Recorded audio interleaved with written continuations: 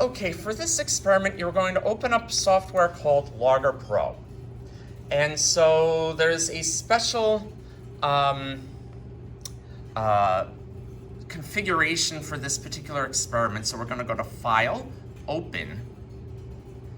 We're going to look for the directory that says Physics with Vernier, so that's what we have. And we are going to look for OA, projectile motion. And so we have gate spacing and velocity. And so the software is going to enable us to figure out the initial velocity. So what happens is we have this marble. We are going to drop it from this launching point. It's going to roll down the slope until it gets, when it's horizontal, it's going to get a certain speed. We are going to, for the sake of simplicity, assume friction doesn't have much time to slow it down as it's traveling through the photogate, so that its velocity coming out the other end is essentially constant.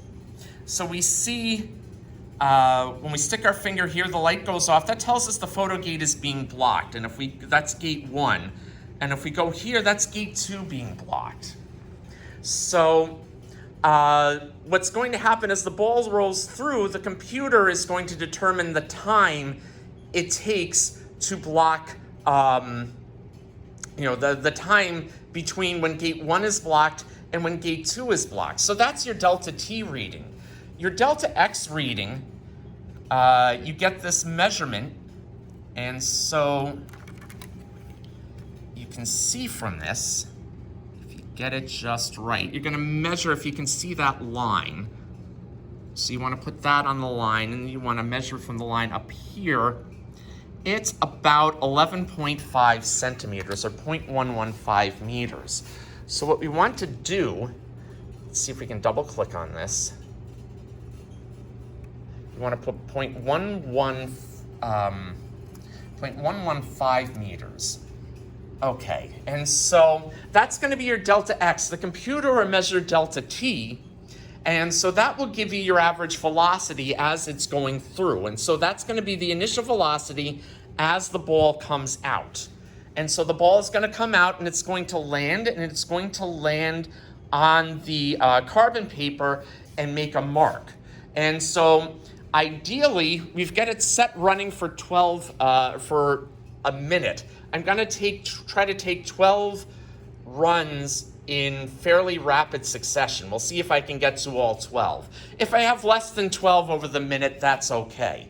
And so what we want to do is get the mean and standard deviation of the initial velocity, and then the mean and the standard deviation of the range, the horizontal distance traveled. So I've already used this plumb bob here to mark the point directly below the surface of the table. So we should be able to measure those readings. And so what I will do now is I will set up the experiment and get it going. So we'll have a minute to do all these measurements. So you'll see how this goes. So I'm going to hit collect.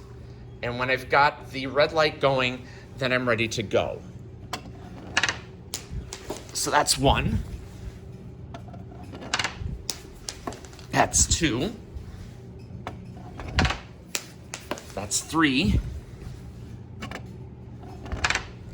That's 4. That's 5. That's 6. That's 7. That's 8. That's 9. That's 10. That's 11. And that's 12. So let's see how this came out. So we have 1, 2, 3, 4, 5, 6, 7, 8, 9, 10, 11, 12. And I was able to do all of them in 50 seconds. So you have the velocity readings here. And they look fairly consistent with each other. But let's see. Let's click on velocity. Click on Analyze and Statistics and see just how close these are. And so we get a mean value of 1.031. So that's the mean of your velocity value. So the average of your velocity values. The standard deviation is 0.003. So your initial velocity is 1.031 plus or minus 0.003 meters per second. So now, let's take the carbon paper off and you see the 12 measurements clumped together. There's one outlier, but everything else is in the middle. So I'll take the measurements. I won't leave the recording on while I'm doing this, but otherwise, I'll take the measurements, and so you'll have the mean, or you'll be able to calculate the mean and the standard deviation from that. So I'll put each of the measurements down, and we will take it from there.